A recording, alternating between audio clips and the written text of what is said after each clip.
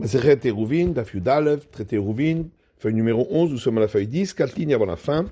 La Mishnah disait que si, à l'entrée de la ruelle, on a fait une forme d'encadrement de porte, même si cette entrée fait plus de 10 coudées de large, on n'aura pas besoin de diminuer cette largeur. La commande on a donc trouvé que la forme de encadrement de porte marche même lorsque la largeur est très grande. De manière begovro. On a vu également que lorsqu'il y a une enjolivure sur la barre horizontale à l'entrée de la ruelle, ça marche même si la hauteur est trop grande, comme lorsque c'est au-dessus de 20 coudées.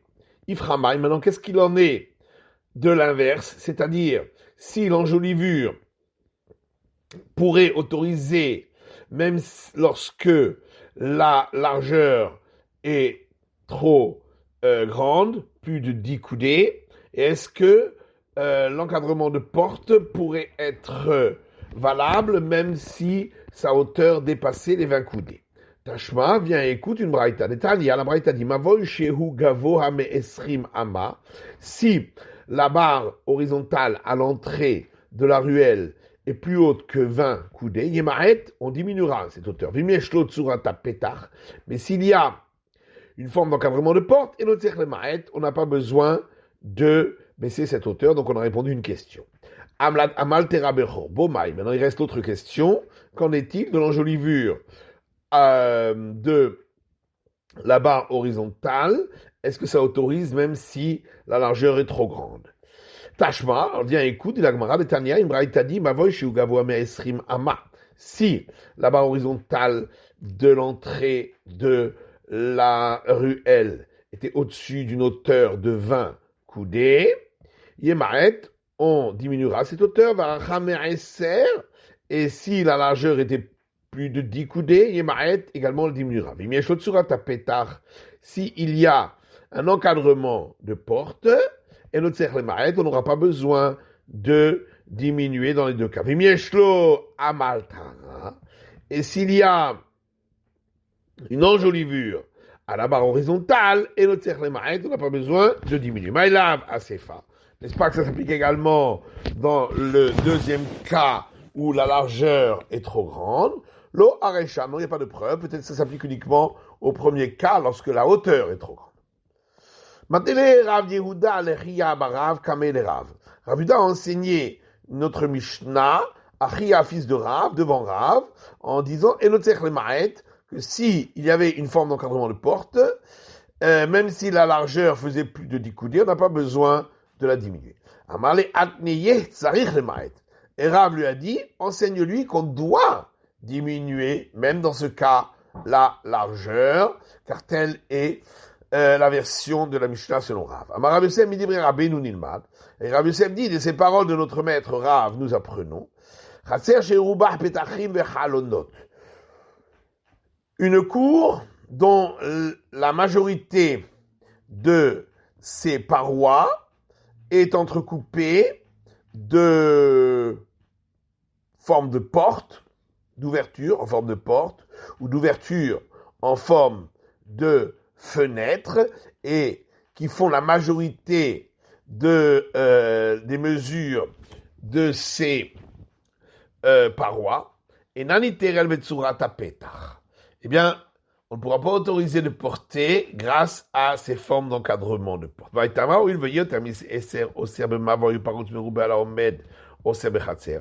Puisque nous voyons que lorsque la largeur est de plus de 10 coudées, on ne peut pas porter dans la ruelle. Et également, lorsque il y a plus d'ouverture que de clôture, on ne peut pas porter dans la cour. Donc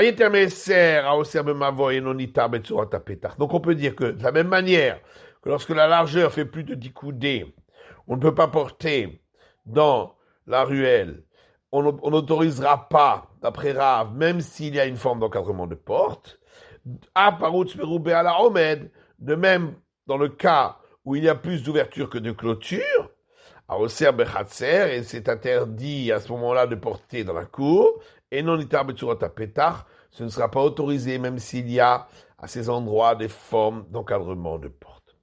L'Agma dit mais non, on ne peut pas comparer, mal yoter me'eser à Oser bemavoy, parce qu'on a trouvé dans le cas de la largeur qui fait plus de 10 coudées, on ne peut pas porter dans la ruelle, chez Ken le Itartabo Etzel Pasebira Otle Rabbi Meir, parce que là-bas, dans ce cas-là, on n'a pas autorisé non plus, même pour les clôtures autour des puits où on a autorisé les 4 pans de mur en forme de coin.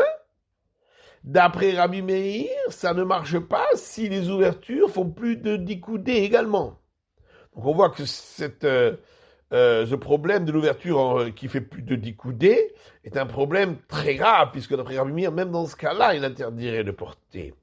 Thomas Parot Meroubé à la Romède, alors que le problème des ouvertures qui font une mesure plus grande que les clôtures, à Oser Bechatzer, et à cause de cela, on ne peut pas porter dans la cour, chez Kanetat, elle passait Beraot, Nedvira Kol.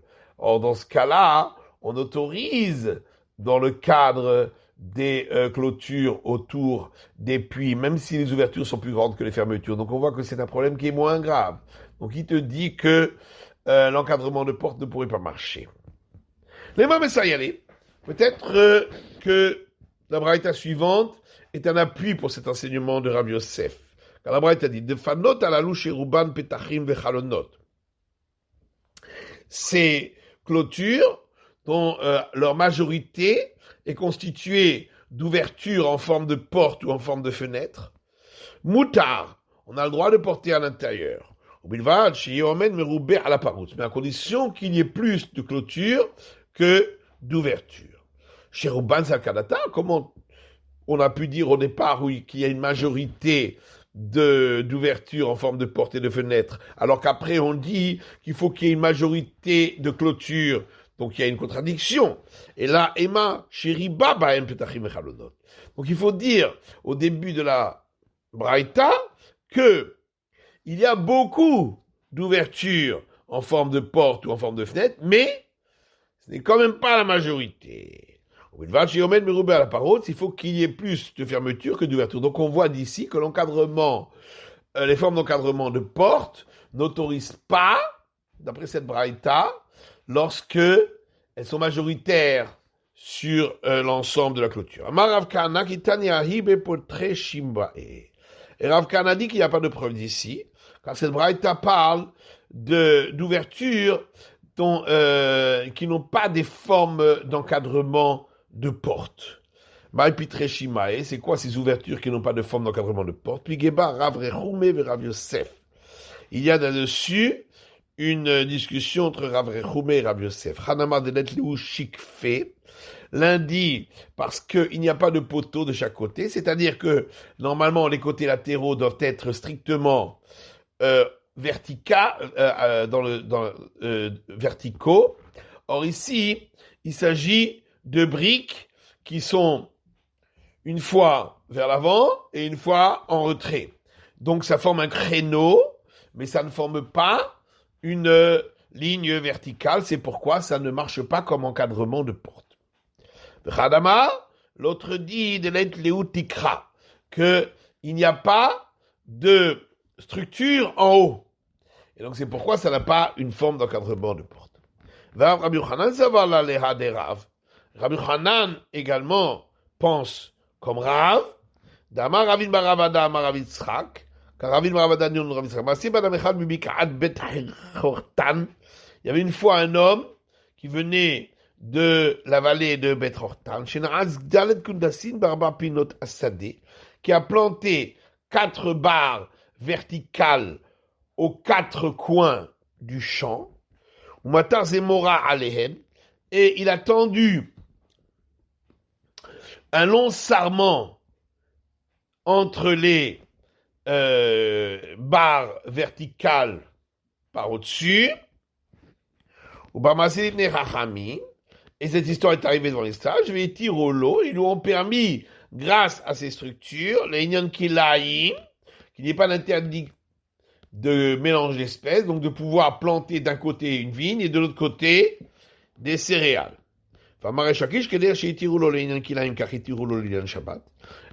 rajoute que, de la même manière qu'on lui a autorisé, dans le cadre de l'interdiction de mélange d'espèces, également on lui a autorisé, grâce à ces structures, pour le Shabbat, de porter à l'intérieur. Rabbi Yochanan Amar, les Kilaïm itirulo, les Nyan Shabbat le itirulo. Alors que Rabbi Yochanan lui dit, on lui a autorisé uniquement pour l'interdit de mélange d'espèces, mais pas concernant le Shabbat. Et la Gemara dit, Memayaskinan. De quoi parlons-nous ici? Pourquoi ces structures n'étaient pas valables dans certains cas, d'après Rabbi Yochanan, pour le Shabbat? Il est Maminatsad, si c'est que il a le sarment horizontal a été placé sur le côté en applique de ces barres verticales et pas au-dessus, comme c'est la règle. Et pourtant, Rav Chizda a dit que une forme d'encadrement de porte dont il a fait la structure horizontale sur le côté et non pas au-dessus des structures verticales, ça ne vaut rien.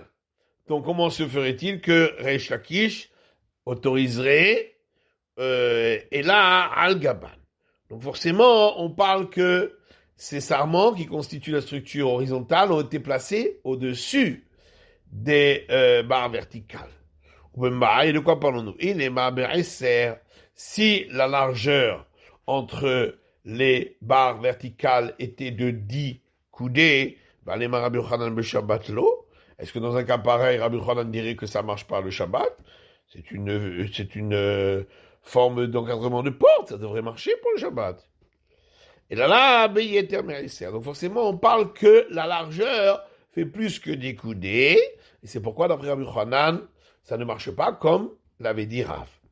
Et la Gemara a dit non, il n'y a pas de preuve d'ici. On peut toujours te dire qu'on parle dans un cas où la distance entre les deux barres verticales est de 10 coudées, pas plus. Au Minatsad, et le problème c'est qu'il a posé la structure horizontale sur le côté en applique et pas par-dessus.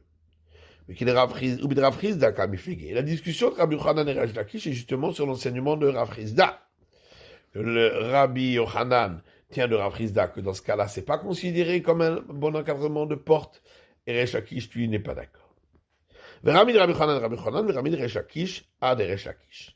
Cependant, on oppose deux enseignements de Rabbi Yochanan et deux enseignements de Resh Lakish. D'Amar Resh Lakish, Bishum Rabbi Yuda ben Rabbi Hanina. Resh Lakish a dit au nom de Rabbi Yuda ben Rabbi Hanina, on tourne la page. Pea muteret le'inyan kilay. Une structure horizontale en forme de tresse qu'on a placée en encadrement de porte avec des deux structures verticales, c'est valable pour l'interdit des mélanges d'espèces, donc pour séparer deux espèces, avalo le Shabbat, mais pas pour le Shabbat pour pouvoir porter à l'intérieur. Et Rabbi Yochanan amar qui mechitzot le Shabbat, et Rabbi Yochanan dit que le Shabbat de l'eau, car mechitzot le kilaim de l'eau. De la même manière que c'est pas valable pour le Shabbat, c'est pas valable pour l'interdit du mélange d'espèces. Donc on voit que ils ne reprennent pas l'avis qu'on a vu auparavant, puisqu'auparavant, Resh Lakish autorisé pour le Shabbat, et Rabbi Yochanan autorisé pour l'interdiction de mélange d'espèces, et ici, ils l'interdisent. Alors, Bishama de Resh Lakish et Resh Lakish, lo kashia. Alors, on peut répondre concernant la question sur les enseignements de Resh Lakish, que c'est pas une question, adide aderabé.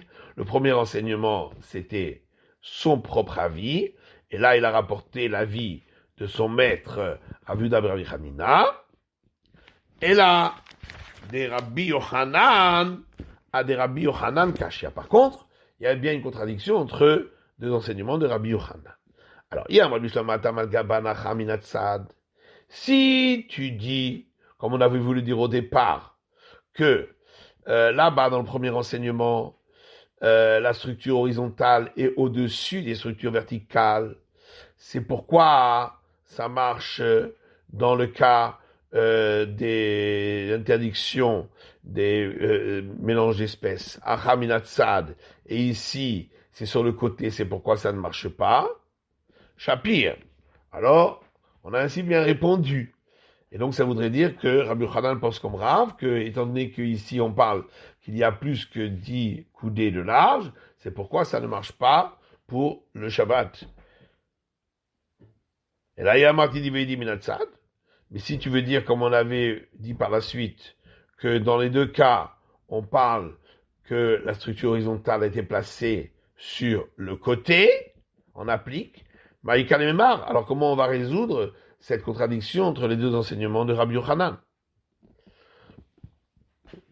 Léolamidi Vedi Minatsad. Et la Gemara dit, on peut toujours dire que dans les deux cas, on a placé la structure horizontale, on applique sur le côté des structures verticales. Et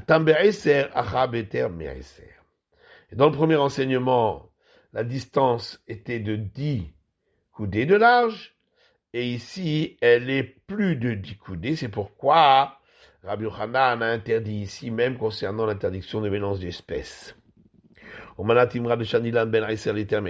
sait-on que dans un cas pareil, on fait une différence entre si c'est une distance de 10 coudées ou de plus de 10 coudées dans la largeur, concernant l'interdiction de mélange d'espèces. Rabbi Yochanan et Reish Lakish. Car Rabbi Yochanan a dit à Reish Lakish, n'est-ce pas, c'était ainsi que ça s'est passé. Shala Rabbi Yoshua et Rabbi Yochanan ben Nouri, le mode Torah. Rabbi Yoshua est allé chez Rabbi Yochanan ben Nouri pour apprendre la Torah. Falpi chez Baki, Beichot Kilaim, qui connaissait déjà parfaitement les règles concernant l'interdiction du mélange d'espèces. Et il a trouvé assis entre des arbres, ou Matarzemora me ilan ve ilan. Et alors, il a fait passer un sarment horizontal d'un arbre à l'autre. Il a demandé, maître, si on plante des vignes ici d'un côté, est-ce qu'on pourra planter de l'autre côté de ces structures des céréales? Il lui a dit, si la largeur est de 10 coudées, c'est permis, mais si c'est plus de 10 coudées, c'est interdit. De quoi parle-t-on? Il est mal gaban. Si on parle du cas où les sarments horizontaux seraient au-dessus des structures verticales qui sont les troncs d'arbres, et terminé rassour. Alors pourquoi s'il y aurait une largeur de plus de 10 coudées, ce serait interdit? Vatana Yusham Kanim à Dukranin. Pourtant, il est écrit dans une braïta que s'il y avait là-bas des tiges bien lisses, qu'il a planté, et par-dessus, il a mis des tresses de sarment, même si la largeur fait plus que 10 coudées, c'est malgré tout permis. Et là, la minatsad, donc forcément, c'est parce qu'il a placé les sarments qu'on applique sur le côté. Mais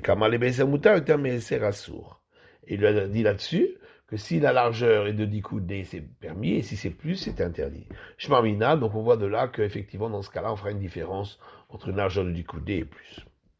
Goufa, on reprend l'enseignement qu'on a vu plus haut. Un frisdat dit une forme d'encadrement de porte dont la structure horizontale a été mise en applique sur le côté, ça ne vaut rien. Rav Frisda dit encore,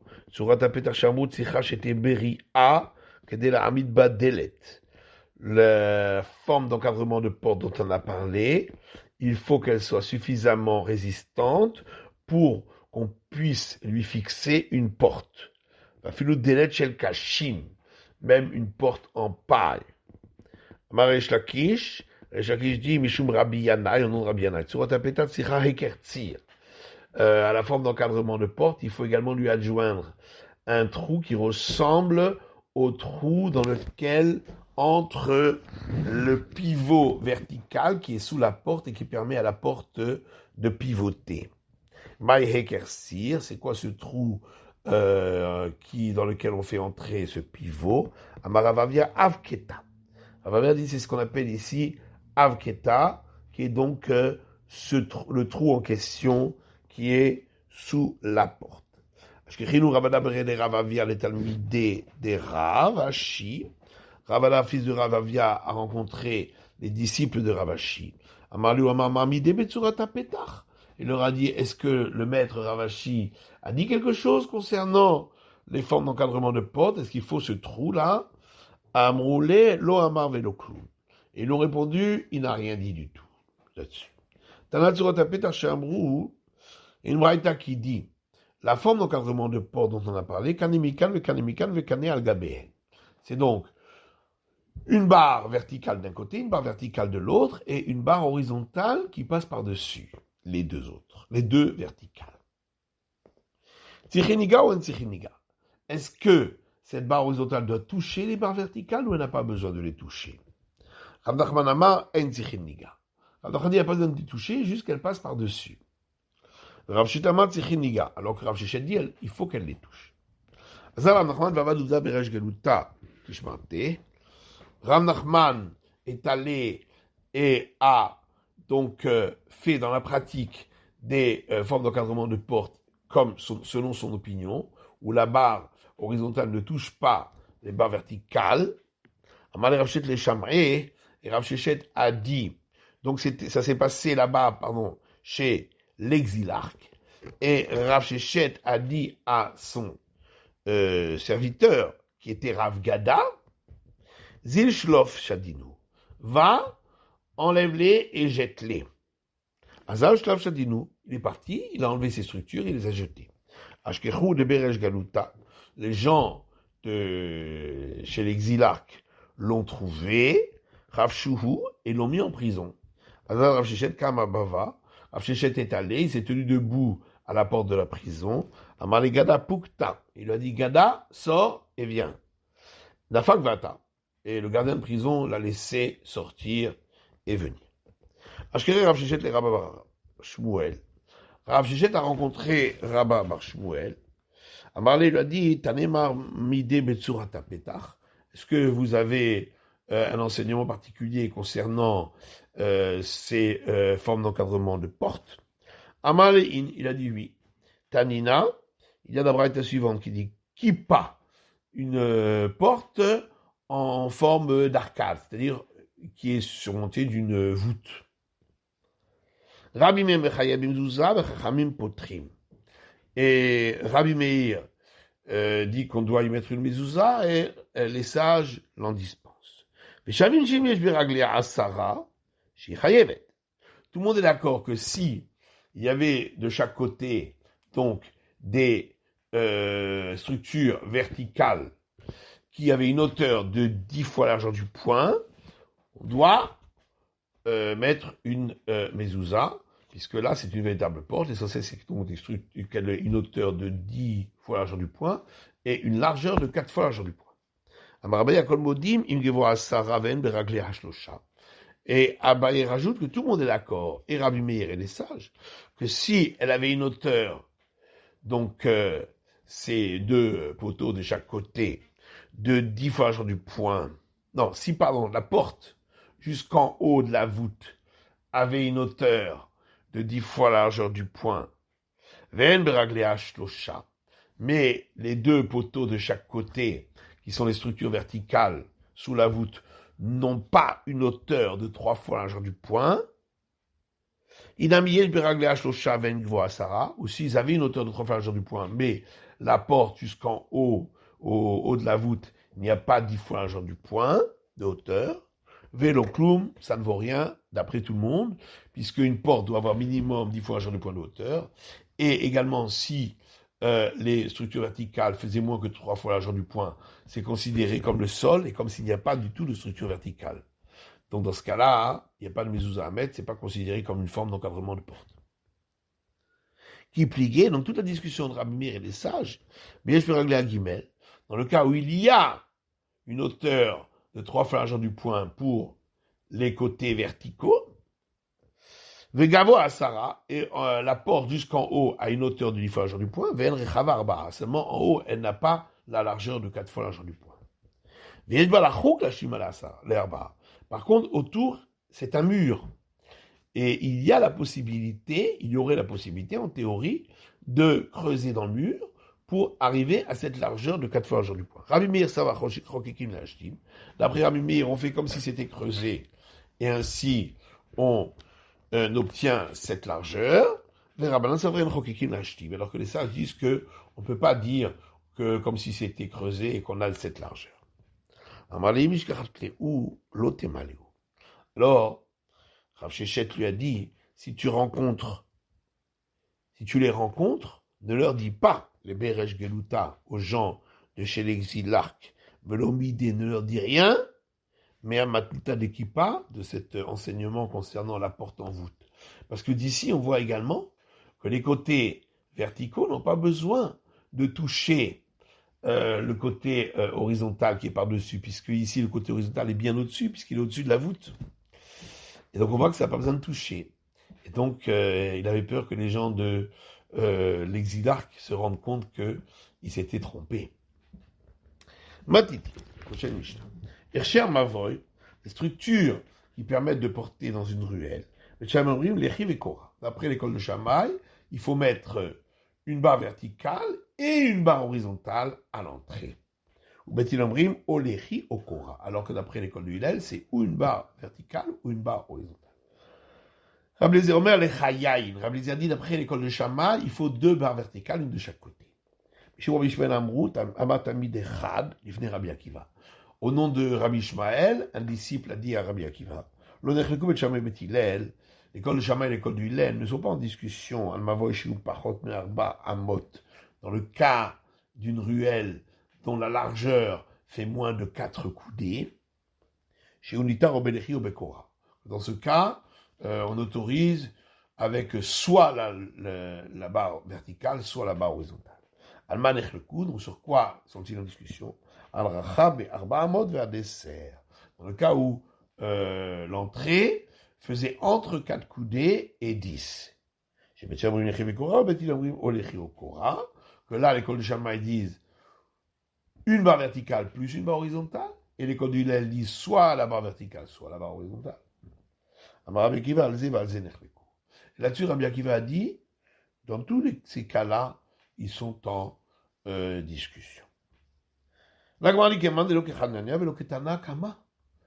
a pensé qu'on parle ici d'une ruelle qui est ouverte des deux côtés. Donc elle dit, ça va ni comme Hanania, et ni comme le premier avis, la Braïta qu'on avait vu au début du chapitre, où on voyait que dans une ruelle qui est ouverte des deux côtés, d'après l'école Shammai, il faut une porte d'un côté. D'après l'école du Hillel, il faut au moins, d'après le premier avis, un encadrement de porte, et d'après le deuxième, une porte. Or ici, on n'a pas parlé de tout cela. Et c'est pourquoi Ravuda dit, voilà de quoi on parle ici. Comment autorise-t-on de porter dans une impasse? L'école Shammai dit il faut mettre à l'entrée soit une barre verticale, soit une barre horizontale.